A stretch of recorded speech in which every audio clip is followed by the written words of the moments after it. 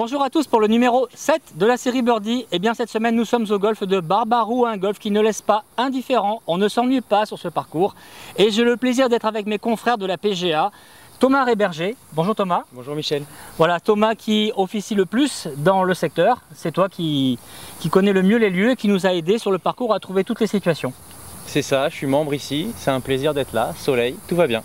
Et j'ai la joie d'être avec un deuxième ami, membre de la PGA, confrère brillant, Alexis Taille, qui vient de Ex-Golf et qui a préféré cette semaine ne pas jouer l'Open de France alors qu'il avait une wildcard et venir faire le Birdie 7. Donc merci beaucoup Alexis, bienvenue. Merci Michel, ravi d'être ici avec Michel et Thomas, que du plaisir. Voilà, donc sur ce numéro 7, nous vous avons choisi des situations sous l'autorité de Thomas qui les connaît toutes par cœur.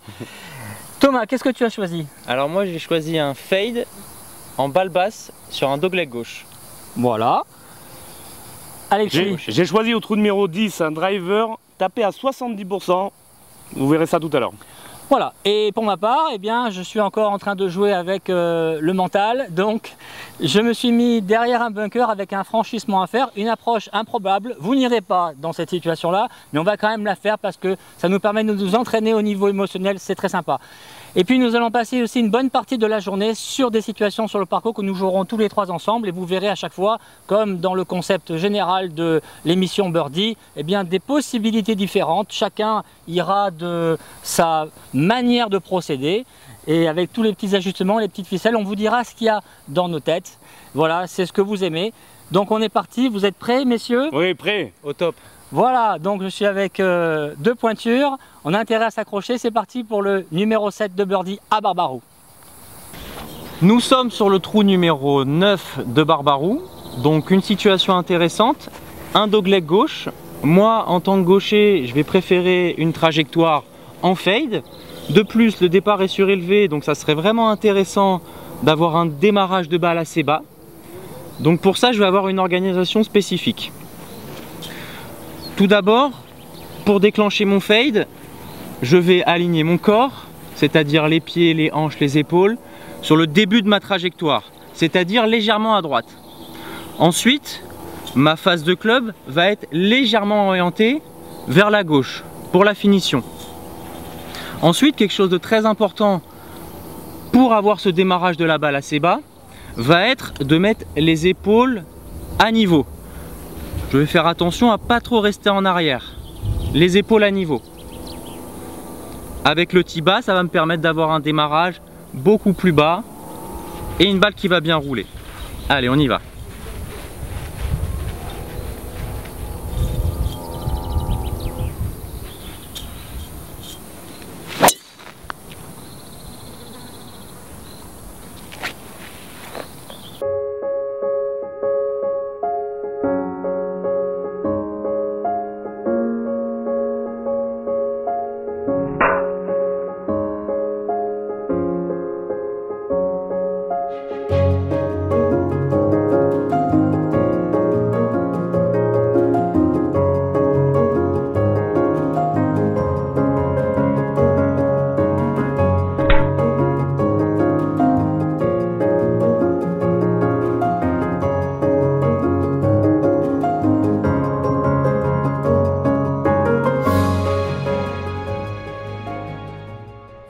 Nous nous trouvons au trou numéro 10 de Barbaroux.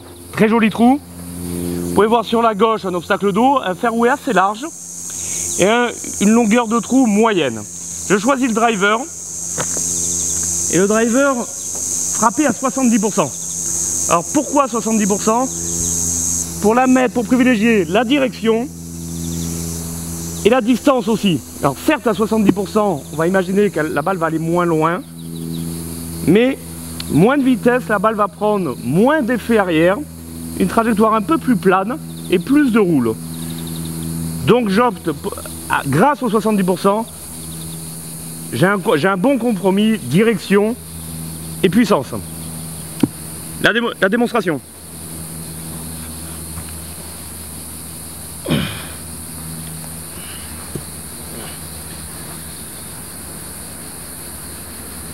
Ma direction, c'est bord droit du bunker du fond. Dans mes coups d'essai, J'opte pour un rythme très fluide.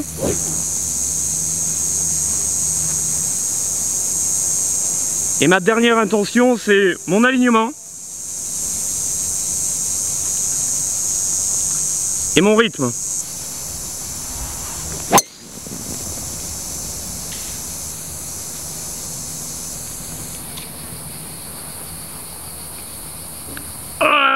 Les fairways. Merci.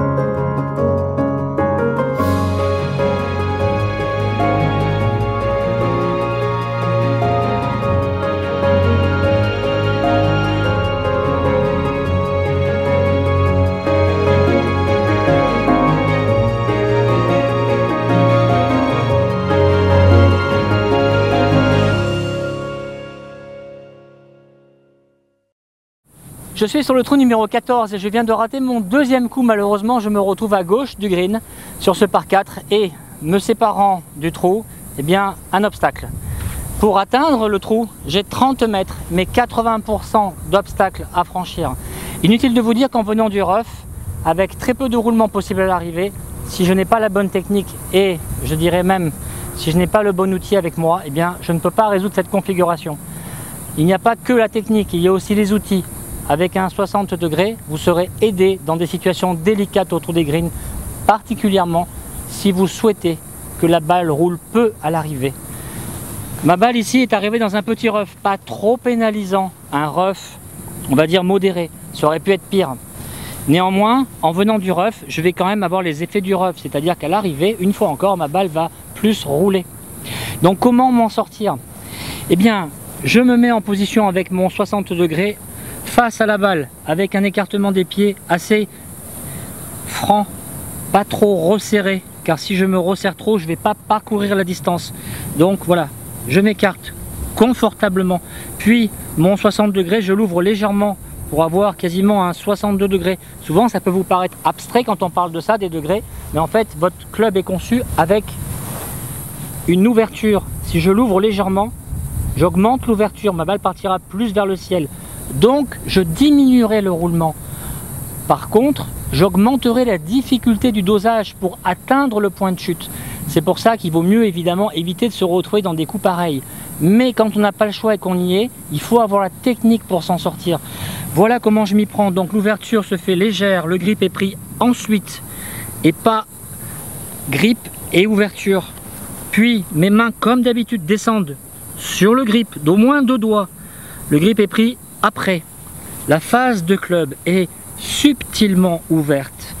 Les pieds sont également légèrement ouverts, mais n'ouvrez pas trop le corps. Sinon, une fois encore, vous allez couper la balle et vous n'allez pas parcourir la distance. Ensuite, je me retire de la balle. C'est un mouvement assez fin pour le cerveau, donc je suis obligé de faire ici un rappel mémoire pour me souvenir dans mes phases d'entraînement quelle était la bonne intensité pour 30 mètres. Et dès que je reconnais l'intensité pour 30 mètres, à ce moment-là, je ne perds pas de temps, je me mets en position, je regarde une dernière fois mon point de chute et j'exécute le coup avec de l'armement des poignets pour que la balle monte haut assez rapidement.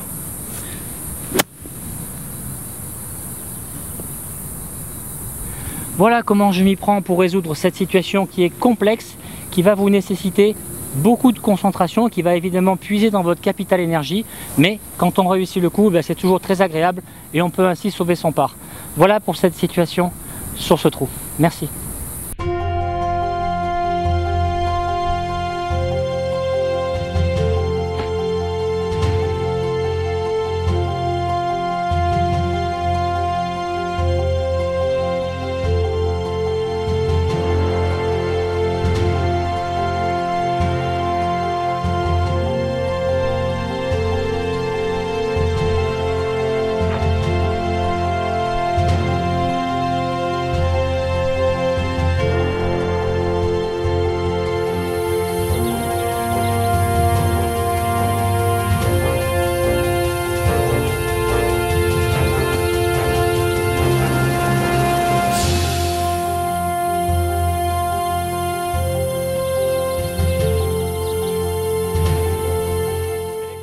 Benjamin Quaternet, bonjour. Bonjour. On est à Barbaroux, c'est pas n'importe où, c'est un des endroits les plus beaux, les plus sauvages de France. C'est dans le sud de la France et c'est un parcours qui ne laisse pas indifférent. Oui, tout à fait. C'est un parcours assez atypique, donc réalisé par Pidai et Pibidai, et avec énormément de paysages variés et de typologies de terrain variées. On a des endroits avec très vallonnés et d'autres endroits beaucoup plus plats avec des obstacles d'eau, ce qu'on retrouve beaucoup aux États-Unis. Alors il est fidèle à sa réputation dans le sens que ce tracé, effectivement, on ne s'ennuie pas. Et puis les évolutions récentes, depuis ces dernières années, notamment depuis votre arrivée, c'est vraiment de donner un jeu et un accès au plus grand nombre de golfeurs. C'est-à-dire que il y a une vingtaine d'années, on pouvait dire que Barbaroux était réservé vraiment pour les très bons joueurs. C'est fini. Maintenant, c'est vraiment, même les golfeurs lambda, ils jouent et ils trouvent beaucoup de plaisir. Oui, tout à fait. On a travaillé sans toucher au dessin et donc sans enlever, on va dire, l'essence même du parcours, puisqu'on accueille toujours des compétitions avec des joueurs de très bon niveau et de très haut niveau. On s'est attelé à rendre, notamment en travaillant sur les départs, à rendre le parcours de Barbaroux accessible. En mettant les joueurs moyennement classés ou même débutants au plus proche des fairways et aussi en essayant d'écarter un petit peu les obstacles les plus difficiles. Et donc on se retrouve aujourd'hui avec des joueurs qui prennent énormément de plaisir sans être obligatoirement des champions. L'entretien est spectaculaire, c'est même de mieux en mieux. Nous qui avons fait nos classes ici au travers des grands prix que l'on a joués dans le passé, c'est toujours impressionnant de voir autant de surface aussi bien entretenu. Et effectivement, ce matin, lorsqu'on réalisait les images aériennes, eh bien, on voyait des golfeurs 40 d'index, je dirais pas le débutant premier jour, mais 30 d'index, prendre du plaisir, s'amuser, être bien sur le parcours, ça fait plaisir. Et puis c'est un parcours qui vit, il y a du monde et donc on est très très content pour vous. Donc est-ce qu'il y aura des améliorations futures ou des nouvelles compétitions importantes? Qu'est-ce que le Grand Prix toujours en début de saison? Alors le Grand Prix toujours en début de saison, oui. C'est un peu même aujourd'hui l'ouverture de la saison française des Grands Prix, puisque c'est une période, donc c'est début mars toujours, une période où encore dans le nord de la France c'est compliqué de jouer. On a la chance d'être dans une région où on a le soleil un petit peu plus tôt que les autres. Oui, c'est vrai. Et donc c'est toujours un petit peu le lancement de la saison. Tous les joueurs, pour les très bons joueurs français, c'est l'échauffement. D'accord. Voilà. Et on a la chance donc du coup d'accueillir des joueurs des plus grands golfs français, Paris, Toulouse, Bordeaux, Lyon. Voilà. D'accord, donc il y a aussi tout le système hôtelier, voilà, puis maintenant sur place, je crois que vous avez aussi énormément développé avec le spa. Tout à fait. Donc on lit. Pour les accompagnatrices aussi. Ah ben ça, voilà, donc c'est une étape incontournable. Barbaroux, le sud de la France réserve bien des surprises et ce que je dis souvent, c'est que on veut toujours partir dans d'autres pays, à l'autre bout du monde pour avoir des prestations golfiques sublimes. Et en fait, en France, on a déjà des trésors comme celui-ci qui est en pleine nature. Et donc, en tout cas, merci beaucoup de nous avoir reçus aujourd'hui pour notre émission. Merci à vous. Oh non, on est vraiment contents. On va partir sur le parcours pour faire nos scènes pédagogiques. Et Benjamin Quaternet, on vous souhaite une bonne continuation dans l'évolution de ce beau parcours que vous avez en main. Et vous aussi. Merci beaucoup. Merci beaucoup, Benjamin. Merci. Merci à tous.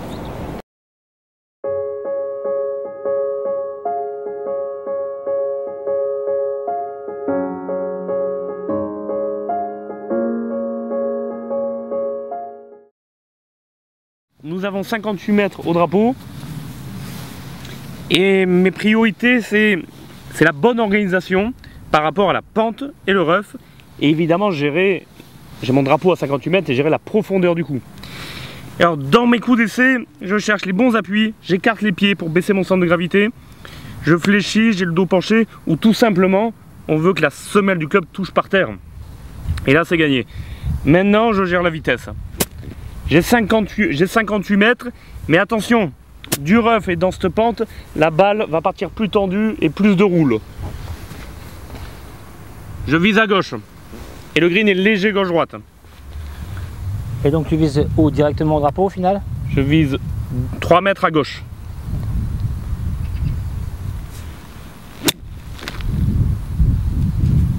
Tu es donc bien un magicien.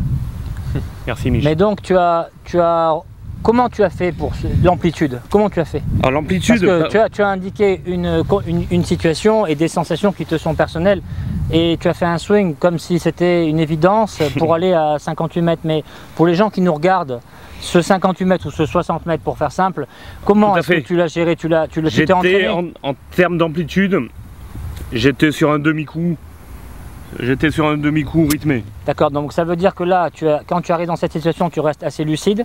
Tu fais donc une analyse évidemment de la distance, de l'inclinaison, peut-être un peu du vent. Et ensuite, tu fais appel à ta mémoire sur des situations déjà connues. Pré-réglées. Oui. Eh oui. En synthétisant, j'ai fait un demi-coup très rythmé et je me suis adapté à la pente. Tout simplement. D'accord. Et j'ai joué à 52 degrés. Et quand tu t'entraînes, ces situations, quand tu t'étalonnes, est-ce que tu les fais tous les 10 mètres, tous les 5 mètres ou comment tu procèdes? Parce que les gens qui nous regardent ont besoin de clés pour faire. J'ai plusieurs façons de faire et ma préférence, ce n'est pas de m'imposer des distances, c'est faire différents swings. Ça peut être le demi-coup, rythme classique. Faire ces swings et je regarde ce que produit la balle. La trajectoire, la distance. Et après tu fais de la répétition? Je fais et j'observe. Et tu observes. Et tu prends des notes sur un cahier? J'ai plein de carnets, j'ai des vieux carnets de toutes les sortes. D'accord. Par rapport à Alexis, je fais un peu différemment. D'abord, je ne vais pas aller directement sur le drapeau.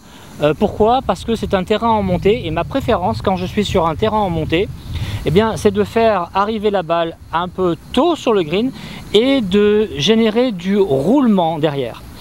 Pour avoir du roulement, je prends un club fermé. J'aurais pu faire du roulement également avec un sandwich, mais c'est un peu plus compliqué. En tout cas, dans cette situation-là, ça ne m'intéresse pas. Sinon, ça va m'imposer une amplitude trop importante. Donc, je vais réduire mes amplitudes, prendre un club plus fermé, donc ici le fer 9. Et après, je vais m'organiser pour la situation. Sachant que donc là, ça monte. Je vais donc, et ça monte et il y a un petit peu de dévers à l'arrivée. Donc, je vais viser entrée de green, un tout petit peu à gauche. Et comme Alexis, je vais me préparer dans une posture similaire.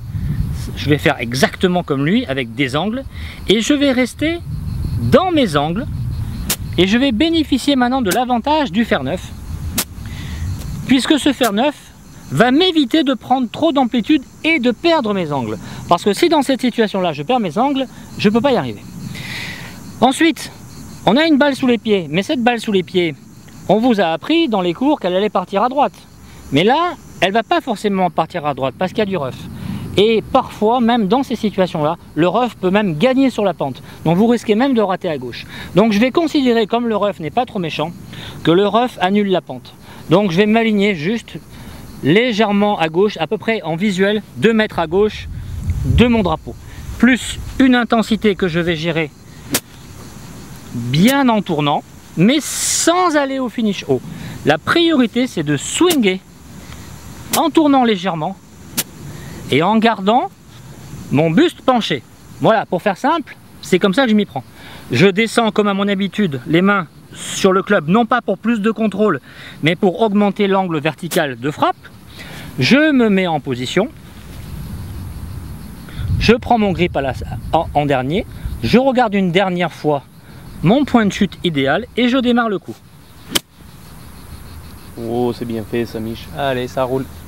Vous observez à la fin que ma face de club est revenue square. Je n'ai pas fait une approche où j'ai essayé de tenir la face de club ouverte. Si j'avais fait ça, je n'aurais pas eu la roule. Pour avoir la roule, je suis obligé d'aller jusqu'au finish square, face au nombril et square. Voilà comment je m'y prends, les amis. Pour ce type de situation, je vais chercher une approche qu'on peut appeler de pitch and run, où ma balle va voler autant qu'elle roule. Pour cela, j'ai choisi un pitch. Dans mon organisation, elle va être, on va dire, un peu à l'opposé de ce que viennent de faire nos amis droitiers. Donc là, en gaucher, j'ai la balle au-dessus des pieds, donc je vais adopter une posture légèrement plus droite. Et ensuite, je peux éventuellement prendre mon club un peu plus court. C'est une préférence que j'aime avoir, prendre mon club un peu plus court. Pour ce type de coup, ça me donne un peu plus de contrôle. Ensuite, dans les clés, au niveau de la réalisation, ça m'arrive de mettre un petit peu de poids du corps en avant, donc sur ma jambe droite. Ça va me permettre de sécuriser un contact. Là, je suis relativement bien placé dans le rough. ça devrait aller, un poids 50-50, légèrement peut-être un petit peu sur ma jambe droite, et on y va. Donc la jambe avant. Voilà, sur ma jambe avant, la jambe droite en gaucher. La jambe qui va vers la cible, qui est du côté. Exactement, voilà, mon positionnement. En effet, je vais peut-être un petit peu plus m'aligner sur la gauche, du fait du dévers, du fait de la pente aussi. Ma balle risque de sortir un petit peu à gauche au début. Voilà, allez, on y va.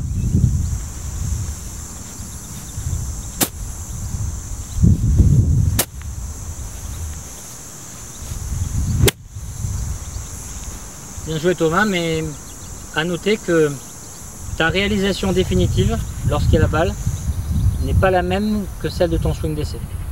Tu as mis au moins 3 fois plus d'intensité. En effet, c'est dans mon swing d'essai, ça m'arrive d'en faire un peu plus, surtout sur ce type d'approche.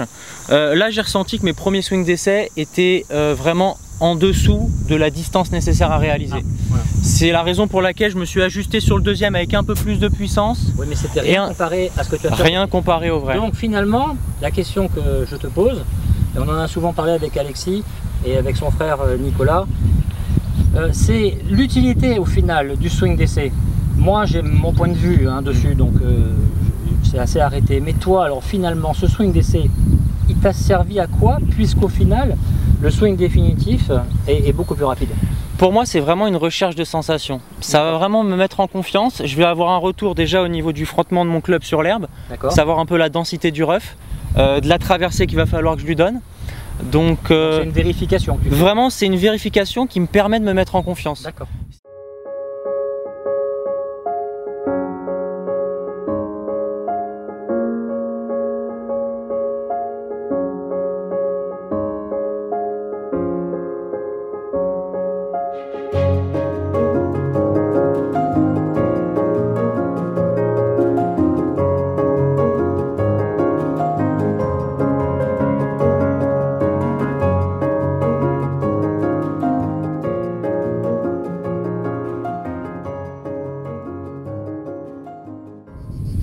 Nous sommes au trou numéro 3 de Barbaroux.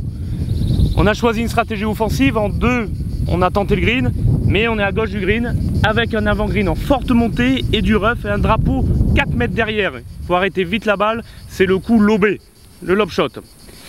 Comment on s'y prend? J'ouvre ma face de club. J'ouvre ma face de club, elle est orientée vers le ciel, pour gagner de la hauteur. Je pose mes mains, j'écarte mes pieds largeur d'épaule, et c'est une affaire d'ampleur et de rythme. Je veux que ma semelle du club glisse dans l'herbe, grâce à sa position de départ. Et je cherche la vitesse, l'intensité adaptée au coup. Dernière prise d'information, direction, dosage, placement. Je suis ouvert, mes mains, mes pieds, ma cible. Tombe.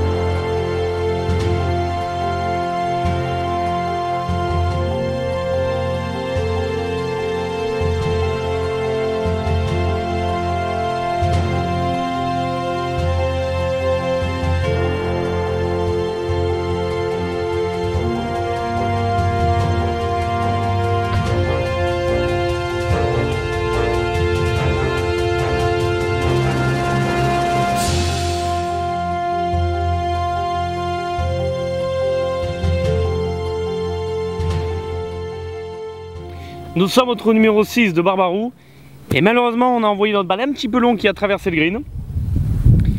Et nous avons 4 mètres de rough d'avant green, puis 30 mètres de green. Attention, ces 30 mètres de green, ils sont extrêmement pentus. En relation avec toutes ces pentes, je choisis de jouer mon 52 degrés pour porter la balle. En quelque sorte pour éliminer les plus grosses pentes qui se trouvent sur les 50 premiers % du green. Donc je visualise ma hauteur et mon point de chute. Je vois une feuille. Je vois mon point de chute juste après cette feuille. C'est un chip un petit peu levé. Ma face, elle est un peu ouverte, tout petit peu. J'ai une position standard, j'ai mes pieds serrés, le club juste à gauche du nombril. Et maintenant, je cherche l'intensité. Difficulté, c'est que ça descend, mais parallèlement, j'ai beaucoup de chemin à parcourir.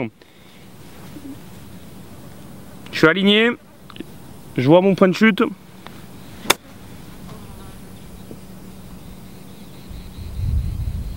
Magnifique, bravo.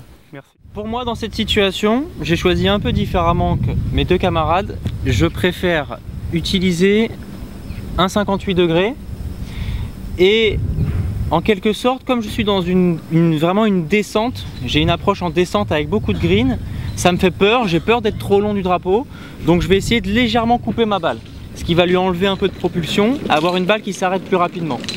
Ça va aussi lui donner un petit peu plus de hauteur, du fait qu'en plus j'ai un 58. Donc automatiquement, dans mon placement, je vais m'aligner légèrement sur la droite et je vais orienter ma face de club légèrement à gauche. D'accord?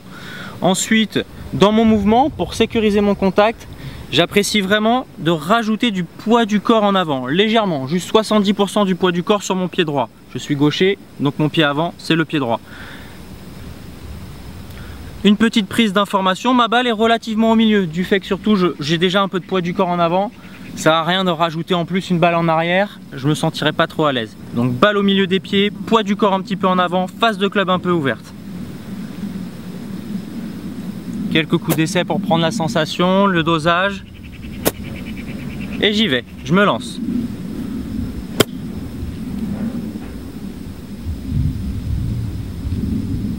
Ouais, bien joué Thomas. Bien joué Thomas. Allez. Voilà, elle a bien arrêté, c'est ce que je voulais, le petit effet coupé, je suis content. Moi, la balle coupée, tu sais comment je la vois? Dis-moi. Si tu mets ta main comme ça, bon, comme ça, Ouais. quand je fais un coup standard et que je propulse inside square, donc là j'ai une puissance, tandis que quand je coupe, comme je passe de biais, il y a moins d'impact sur toi. Ouais, ouais. C'est comme ça que je vois le coup. Ouais, moins de contact, plus doux. Bah, c'est plus un contact transversal. De biais. De biais. Ouais, tout à fait. Et point stratégique, Thomas, est-ce que c'est le choix le plus facile? Est-ce qu'il faut beaucoup de confiance pour choisir ce coup-là? Ou comme nous l'a montré Mich tout à l'heure, un coup de Ferner que je trouve très judicieux stratégiquement. Quel est ton point de vue sur la stratégie? Alors, le niveau de confiance en relation avec la stratégie. alors c'est super intéressant ce que tu dis Alexis, parce que Je te remercie. c'est super intéressant parce que c'est ce que tu dis. non mais c'est parce que c'est vraiment ce que j'entends tous les jours. Tu penses que ça c'est mieux pour moi, ça c'est mieux pour moi. On est tous différents. Voilà, pour cette situation, pour ma part, je procède un peu différemment. J'adore les approches roulées. Pourquoi? Parce que d'abord, l'exécution est toujours beaucoup plus simple, de mon point de vue, et le geste est plus court. Si le geste est plus court, je gagne en sécurité. Également, il n'y a pas que pour cette raison. Une raison importante, c'est que j'aime bien avoir un visuel sur une balle qui roule, et non pas sur une balle qui vole. Je me sens plus efficace quand je suis proche d'un green, si j'ai une visualisation au sol, et non pas une visualisation en l'air. La visualisation en l'air est excellente pour les gens qui font ça régulièrement, mais va me donner une petite préoccupation de dosage.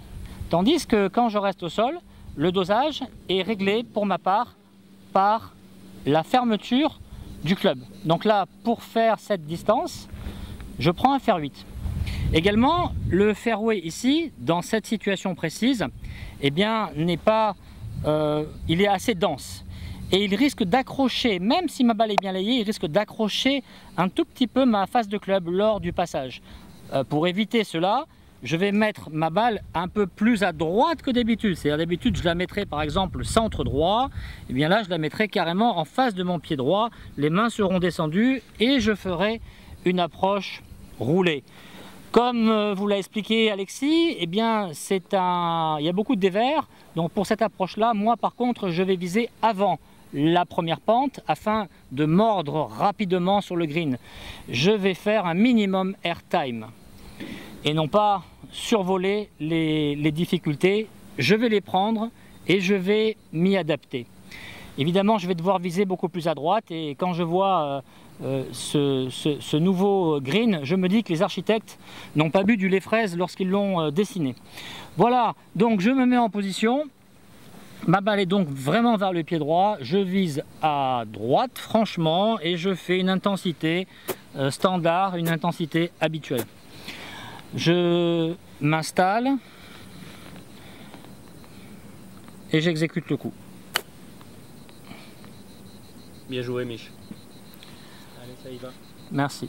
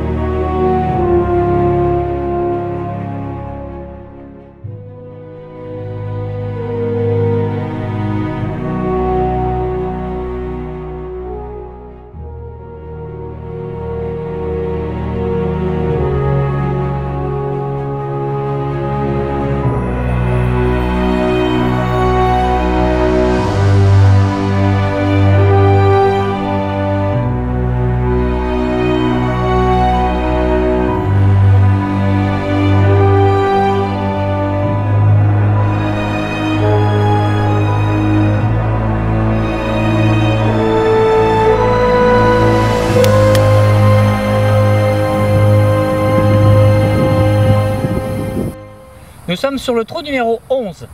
Et pour une fois, nous venons de mettre un bon drive tous les trois. Yes. Voilà. Donc on se retrouve à 77 mètres du trou. Le green s'ouvre à droite. Il y a de l'eau, mais l'eau est une distraction, on ne la regarde pas, elle n'est même pas en jeu. On va la survoler sans problème. Pour ma part, je vais utiliser un pitching wedge et je vais jouer la sécurité. En plus, j'ai beaucoup de green, ma balle va rouler, donc je suis tranquille. Bien sûr, si le drapeau avait été à gauche, eh bien, je n'aurais pas pris un pitch. Là, je le prends parce que j'ai une certaine distance à parcourir. J'ai envie de confort. J'ai pas envie de faire un plein swing. Surtout que j'ai une petite pente descendante. Alors, comment je fais? J'y vais par les moyens très classiques du coup punché. Ma pente m'impose un placement du corps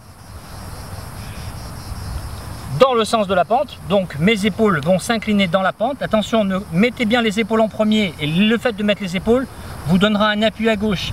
Si vous mettez un poids du corps à gauche mais que vous laissez les épaules dans l'autre sens, ça ne sert à rien. La priorité c'est les épaules, et les épaules inclinées feront que vous sentirez l'appui à gauche. Donc ta colonne, est-ce qu'on peut dire que ta colonne est perpendiculaire à la pente? Ça te plaît? Oui. Oui. C'est pertinent. Et je précise que le fait de mettre le poids du corps à gauche, y compris dans quasiment toutes les situations de jeu long, vous impose d'écarter plus les pieds. Parce que si vous mettez un poids du corps à gauche avec un stance court, vous allez perdre l'équilibre. Donc, je vise la partie gauche. Je sais que mon demi-swing avec un pitch me donne à peu près 75 mètres. Je fais mes mouvements d'essai pour entendre le bruit et récupérer le contact qui me donne confiance. Et je m'efforce, dans ce rappel, dans cet accès mémoire, je m'efforce de tourner, car si je ne tournais pas, je ferais la pire erreur possible dans cette situation. Laquelle? Laquelle, Michel? Finir haut, la catastrophe. Ce qui me donnerait une balle topée. Assuré. Assuré. Donc attention, je m'engage et je reste bien dans le prolongement de la pente après l'impact. Positionnement, les mains descendent légèrement. Les épaules sont dans le sens de la pente. J'ai mon dosage en mémoire. Je sais que c'est un demi-coup. Et j'exécute le coup. Très bien. Elle est belle. Ça part bien ça. Et je suis en sécurité. Ma balle est à 3 mètres à gauche. 3 mètres 5. 3 mètres. Tu es gentil avec moi. Non, il y a 3 mètres. Donc mes priorités, c'est gérer la profondeur. 77 mètres. Un petit peu de vent avec. Je vais enlever 3 mètres de vent. Ça nous fait 74, je vais enlever 1 mètre de dénivelé, on est à 73. Vu que je joue mon 58 degrés, je peux me permettre de jouer assez offensif directement au drapeau. Je vais quand même prendre en compte la pente latérale du green et jouer juste 1 mètre à gauche du drapeau. Donc on est à 77 moins le vent 74, moins la pente 73, j'ai 73 mètres à jouer 1 mètre à gauche du drapeau. Ma dernière information, c'est bien swinguer le coup. Je suis en pente descendante, bien placer ma colonne et veiller, j'aime sur ces coups sentir le milieu de mon corps au niveau des abdominaux. J'aime sentir les abdominaux tourner, aussi bien à l'élan qu'au retour. Comme tous les coups de golf, ma dernière intention c'est viser et jouer. Je place ma face de club 1 mètre à gauche du drapeau. Je place bien ma colonne et action. Ouh, elle me plaît. Ouh là là. Elle va mordre. Et ça redescend. Ouh, Ah, magnifique. Oh là là. Oh là là. Écoutez, C'est joli. Alexis, t'as moins d'1 mètre. Bravo. Merci. Pas mal. Je vais rajouter un facteur qui va me permettre de sécuriser au maximum mon contact. Ça va être, encore une fois, je suis un adepte, de mettre un petit peu de fade. Alors ça va pas vraiment se voir sur la trajectoire, ça peut se voir à la limite au rebond. Mes amis rigolent. Oui, mais cher téléspectateur, le green est quand même en pente. Thomas, le green est quand même en pente comme ça. Exactement, alors ça peut contrer un peu l'effet de la pente, c'est très léger, vraiment c'est juste parce que le fait de programmer un chemin de club un peu extérieur, intérieur pour avoir un fade va encore plus m'aider à avoir un contact Ça vertical. t'assure, oui, Donc ça t'assure. tu envoies les bras vers le haut. Pas réellement, pas réellement. J'ai la sensation d'avoir légèrement les mains qui s'écartent de mon corps lors de la rotation. Ça t'assure un bon contact. C'est une légère sensation. Pour le draw, j'ai la sensation des mains qui restent beaucoup plus proches de ma poche arrière. Sur le fade, j'ai la sensation d'avoir les mains qui s'éloignent un tout petit peu plus, tout en gardant Là, cette rotation. Dans la configuration d'un drapeau quasiment au fond à droite et la balle plus haute que les pieds, est-ce que tu serais tenté de jouer un draw aussi? Complètement, complètement. Si j'étais en montée, j'aurais joué un draw. Mais avec quel club? Alors j'aurais pu jouer un draw plutôt avec un 52 parce que avoir un effet de draw avec un 58, seuls les gauchers peuvent le faire, Bubba Watson et moi. Non, c'est un coup un peu plus difficile, je suis un peu moins confortable avec le draw, mais c'est réalisable et c'est intéressant dans ce genre de configuration. J'aurais préféré le faire si vraiment j'étais sur un lie en montée. Là je suis plutôt en descente, je préfère sécuriser mon contact avant tout et mettre un peu plus de poids du corps en avant, avoir un chemin de club légèrement extérieur-intérieur. Je devrais avoir un contact pas mal, on y va. Allez, montre-nous.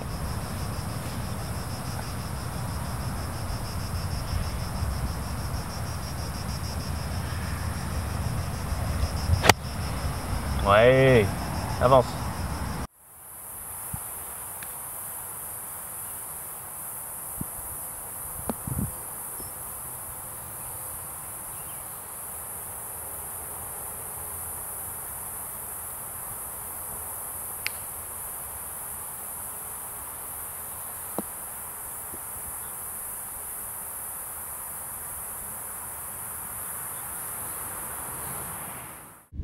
Voilà, ainsi s'achève le numéro 7 de la série Birdie. Nous étions aujourd'hui au golf de Barbaroux, un golf qui est exceptionnel, pit die, un golf challenging et maintenant, avec l'évolution qu'il a eu pour tous les niveaux de jeu, que vous soyez débutant, en perfectionnement ou de très haut niveau, tout le monde y trouvera son bonheur.